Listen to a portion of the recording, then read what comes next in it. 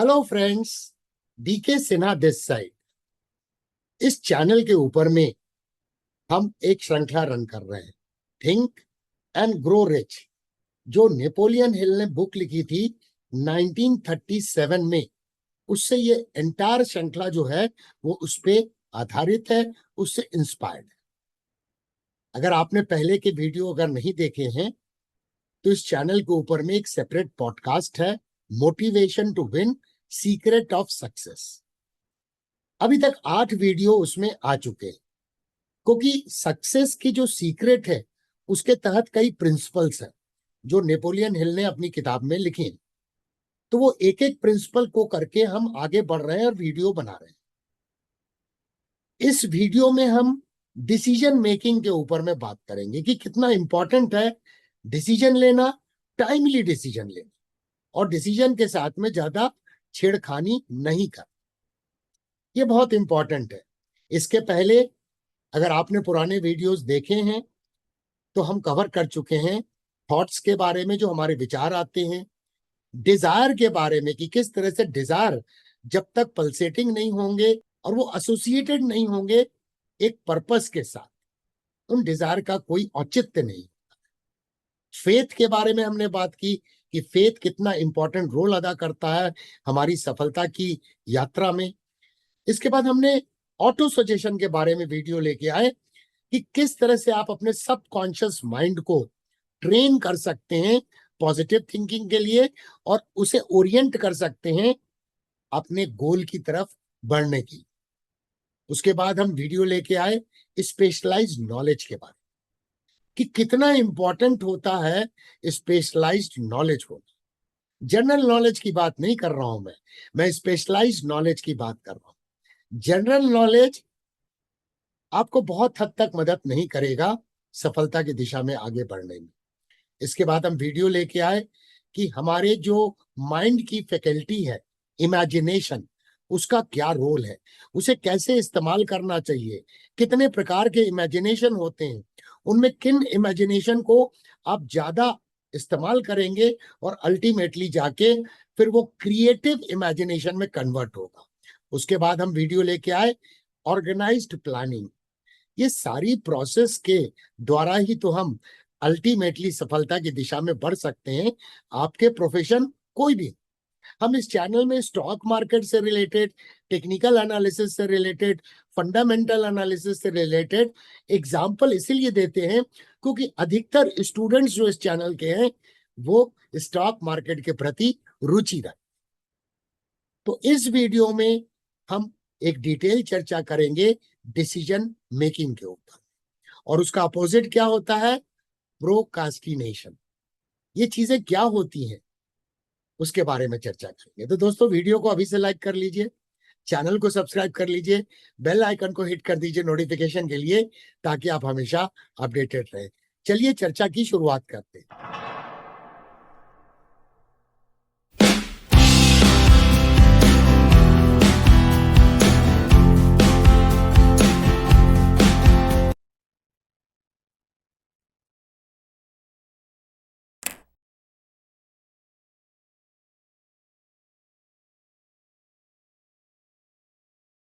इसके पहले एपिसोड में हम लोगों ने चर्चा की थी कि थिंक एंड ग्रो रिच का जन्म कोई ऐसे रैंडम तरीके से नहीं हुआ है कि ऑथर नेपोलियन हिल के दिमाग में कोई बात आई और उन्होंने किताब लिखना चालू की। उन्होंने बहुत सारे जो सफल व्यक्ति थे उस जमाने में, अलग अलग फील्ड से, उन सभी लोगों को इंटरव्यू किया और जानने की कोशिश की कि सफलता का सीक्रेट क्या है। इसमें उन्हें 20 से 25 साल लगे और इस रिसर्च के बाद ये बुक लिखी गई है। तो क्या उन्होंने ये रिसर्च केवल सफल व्यक्ति के ऊपर में किया? ऐसा नहीं है दोस्तों। उन्होंने करीब 25,000 मेन एंड वीमेन के ऊपर में एनालिसिस करके देखा, रिसर्च करके देखा, जो सफलता प्राप्त नहीं कर पाए, और पाया कि फेलियर के कई कारण होते हैं, लेकिन टॉप ऑफ द लिस्ट जो कारण आता है वो आता है lack of decision making. Decision making का अभाव होना। अब डिसीजन मेकिंग का अभाव जो है वो कई कारणों से हो सकता है। या तो व्यक्ति के पास पल्सेटिंग डिजायर नहीं है, या उस व्यक्ति के पास स्पेशलाइज्ड नॉलेज नहीं, और स्पेशलाइज अगर नॉलेज है भी तो वो स्पेशलाइज्ड नॉलेज को इमेजिनेशन करके इंप्लीमेंट नहीं कर पा रहा। तो नेपोलियन हिल ने अपनी किताब में बहुत इंफेसिस देके लिखा है कि ये कोई सेंटेंस नहीं है कि फेलियर का एक मेजर कारण है लैक ऑफ डिसीजन। ये इनफैक्ट सत्यता है, फैक्ट। नेपोलियन हिल ने अपने रिसर्च में कुछ महत्वपूर्ण चीजों का पता लगाया। नंबर 1 कि जितने सफल व्यक्ति होते हैं वो डिसीजन बहुत फास्ट लेते हैं, क्विकली लेते हैं, और उनकी एक हैबिट होती है कि बहुत जल्दी वो डिसीजन को चेंज नहीं करते हैं, फ्रिक्वेंटली नहीं करते हैं, और अगर करते भी हैं डिसीजन को चेंज तो बहुत स्लोली करते हैं। लेकिन जो व्यक्ति सफल नहीं हो पाते हैं उनकी एक टिपिकल हैबिट होती है कि वो डिसीजन लेने में बहुत डिले करते हैं, बहुत वक्त लेते हैं, स्लोली डिसीजन लेते हैं, और उनकी हैबिट होती है कि वो डिसीजन को बार बार चेंज करते हैं, फ्रीक्वेंटली चेंज करते हैं, क्योंकि उनको अपने डिसीजन के ऊपर में फेथ नहीं। उन्होंने अपनी किताब में एक एग्जाम्पल दिया है हेनरी फोर्ड का, कि हेनरी फोर्ड हम सभी जानते हैं जिन्होंने ऑटोमोटिव सेक्टर को एक रिवोल्यूशन लाया इस सेक्टर में। तो जब वो उनकी मॉडल टी नाम की एक कार आई थी, वो देखने में बहुत खराब कार थी, बट उस जमाने में उस कार का पर्पस ज्यादा इंपॉर्टेंट था देन उसकी खूबसूरती से। तो उनके बहुत सारे लोग जो एडवाइजर्स थे वो बार बार बोल रहे थे, वो कन्विंस नहीं थे मॉडल टी से, लेकिन वो रिजिड थे अपने डिसीजन में। और दुनिया की शायद सबसे खराब दिखने वाली कार आई थी मॉडल टी, बट उस कार ने ऑटोमोबाइल इंडस्ट्री को एक न्यू डायमेंशन पे खड़ा किया, जैसे हम आज उसका स्वरूप देख रहे हैं। अब नेपोलियन हिल के इन सफलता के सीक्रेट को एक एग्जाम्पल के माध्यम से समझने की कोशिश करते हैं।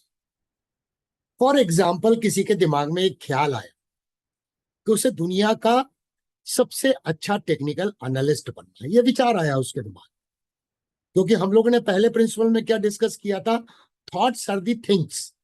मतलब जो हमारे थॉट्स हैं वो रियलिटी में कन्वर्ट हो सकते होंगे, नहीं होंगे, तो उस इंडिविजुअल व्यक्ति पर निर्भर करता है। अब उसको थॉट्स तो आया, बट जो डिजायर थी वो बर्निंग डिजायर नहीं थी, पल्सेटिंग डिजायर नहीं थी, पर्पस जो था वो डेफिनेट नहीं था कि उसे एक बेहतरीन एंड एक्सीलेंट टेक्निकल एनालिस्ट बनना है। उसे अपने आप पर विश्वास नहीं था, फेथ नहीं था कि वो बन सकता है। और इन कारणों के कारण उसको जो एफर्ट लेना चाहिए स्पेशलाइज्ड नॉलेज को गेन करने के लिए, वो एफर्ट नहीं लेता है।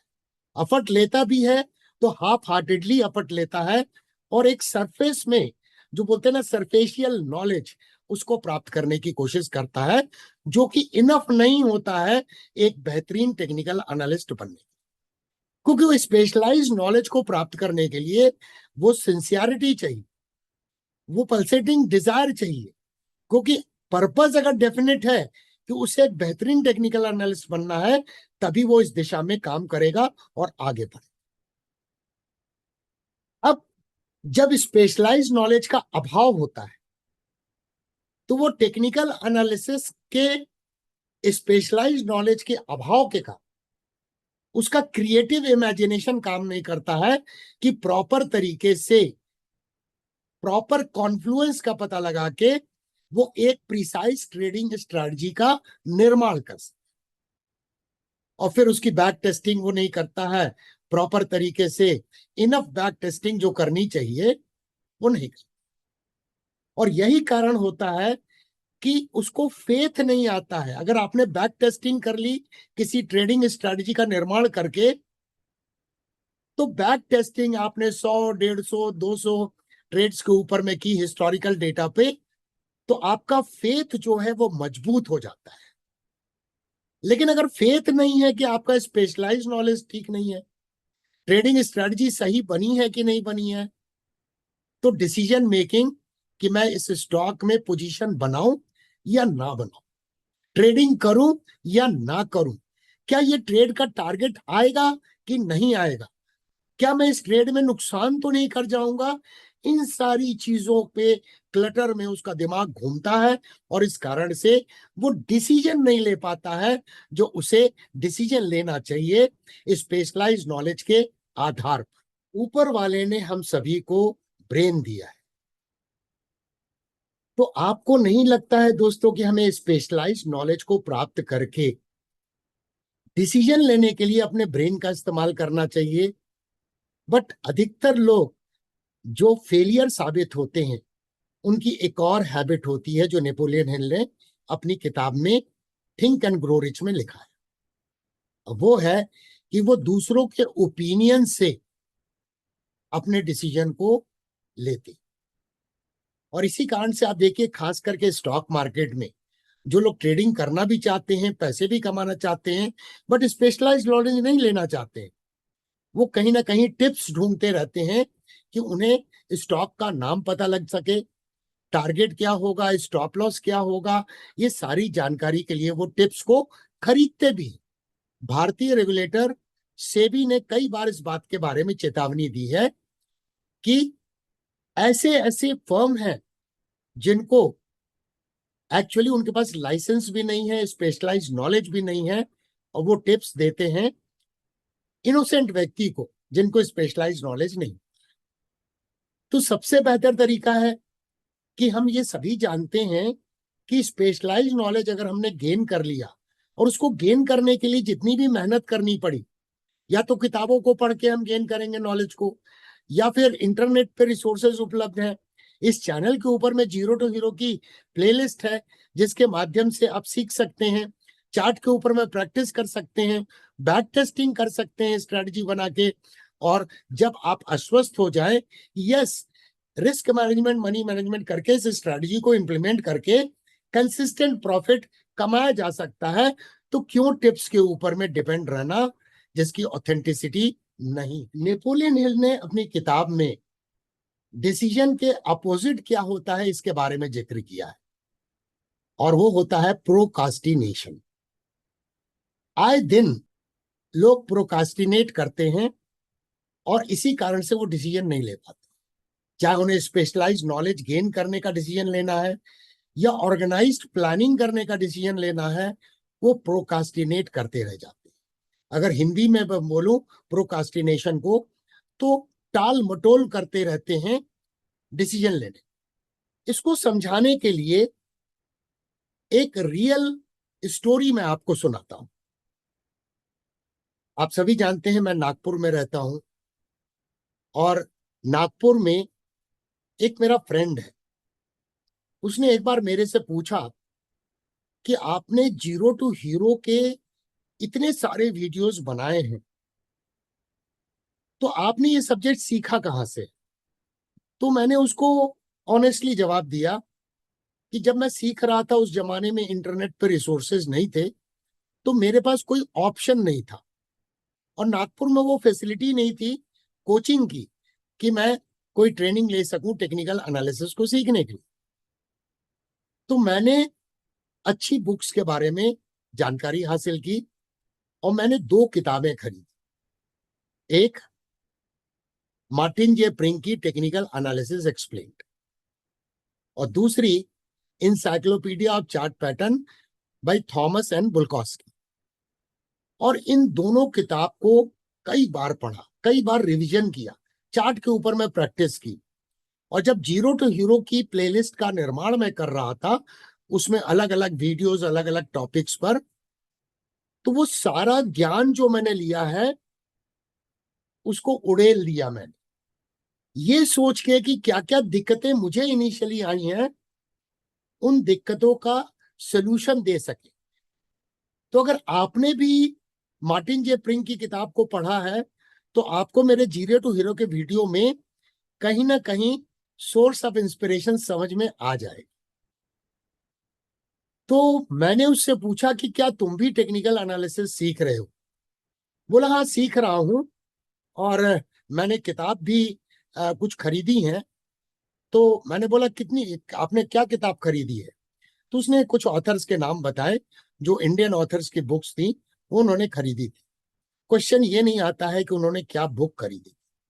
मैंने पूछा कि आप बुक पढ़ी है? तो उन्होंने बोला नहीं, अभी मैं मुंबई जा रहा हूँ, मुंबई से बैंगलोर जाना है, तो वहां से लौटने के बाद मैं उन्हें पढ़ूंगा, और साथ में मैं जीरो टू हीरो के वीडियोस को भी देखूंगा। तो मैंने बोला ये तो अच्छी बात है, लेकिन अगर आप ट्रैवल कर रहे हैं तो ये टाल मटोल क्यों कि लौटने के बाद सीखना चालू करें? Why don't you take a decision at once to start learning? Book को पढ़ के सीखना चालू कर सकते हैं, या वीडियोस को देख के सीखना चालू कर सकते हैं।